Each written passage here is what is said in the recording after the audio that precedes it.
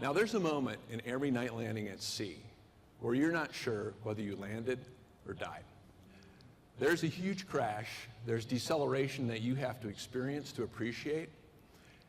The airplane actually plays out over the end of the deck, so you're staring into the abyss, and then you're gently pulled back. A crewman steps up with two flashlight wands and directs you to safe parking on the starboard side of the ship.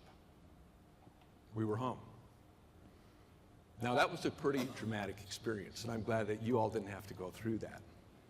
But the reason I tell that story is because as I work with people and organizations all across the country, I'm hearing that more and more people are having experiences kind of like that every day. Outside, the conditions are worse than we've ever seen. We face tougher, savvier, better funded, more global competition than any of us have ever seen, and it's across every industry. Inside, the conditions are very difficult as well. We're trying to cope with wave after wave of disruptive technology, and I'll just say it out loud. This multi-generational thing is awkward, right? We've got millennials next to Gen X, next to baby boomers, and we all have different attitudes about what we're going to put into the organization, what we're going to get out of it, and when. And in the process of that, we're trying to transition responsibility and authority. It's difficult. But it turns out we also have something going on inside our heads. This time it's not vertigo.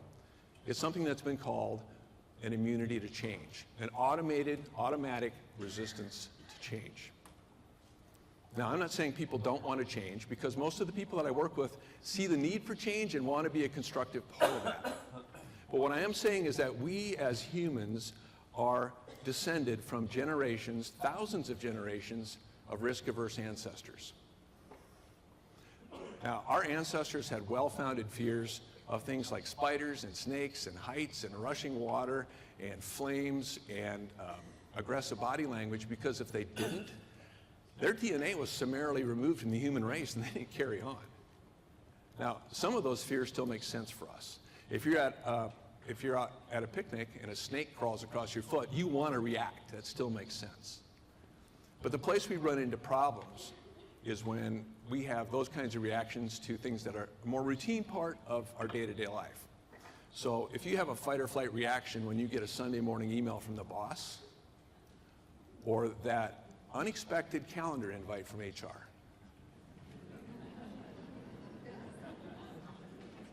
or something I know you can all relate to, which is a notice of a company-wide change initiative that affects your organization that somehow you don't know anything about, and it appears to be coming from the top.